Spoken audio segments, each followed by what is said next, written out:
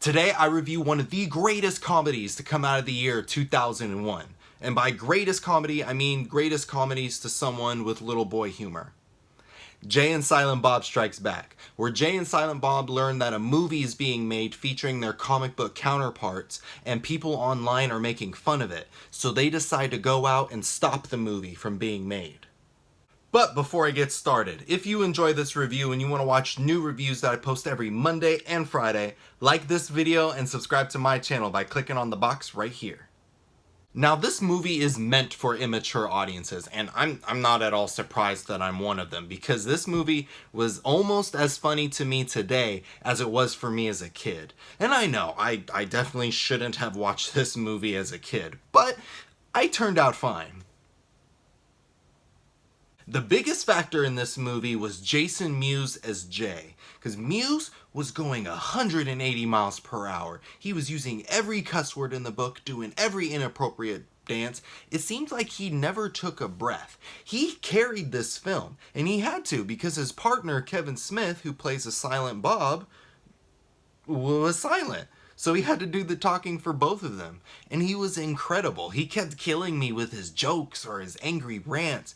I just couldn't get enough of him. And it was more so Jay's movie than Jay and Silent Bob's.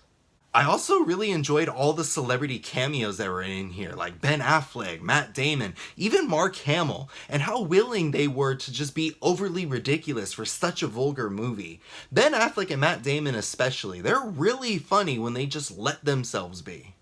I would totally describe this movie as a stoner movie, not just for the many references to weed, but just for the type of humor it has. I can easily picture someone lighting one up and watching this movie and just giggling their butt off. And in a strange way, and maybe it's my mind playing tricks on me, after I finished watching this movie, I was acting super silly. And my fiance was like, "Are you high?" And then I was like, "Oh man, did the movie get me high?" That's how I know this is a true stoner movie. After I watched it, I felt high.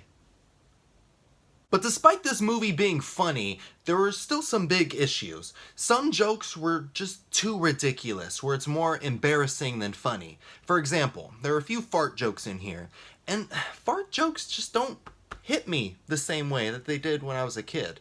Like, there was one fart joke that I genuinely laughed at, but the others I was just like, hey, calm down.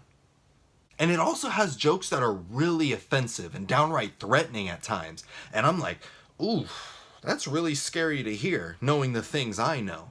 And I know I'll get comments and messages that say like, Alex, it was the early 2000s, it was a different time.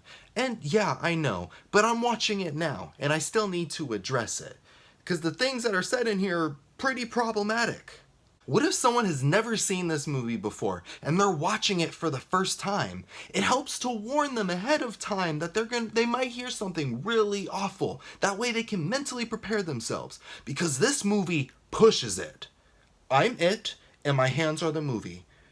Oh God, dog. Overall, I will say this movie did not age well, but I still had a good time watching it after all these years. It's a bittersweet experience, because watching it, I felt embarrassed the entire time, but I was also still laughing. Jay and Silent Bob Strikes Back is not what I wanted, but I'll take it. Like sugar-free soda. Thanks for watching. Click right here to watch more reviews, and to see new reviews, click right here to subscribe to my channel so you don't miss anything.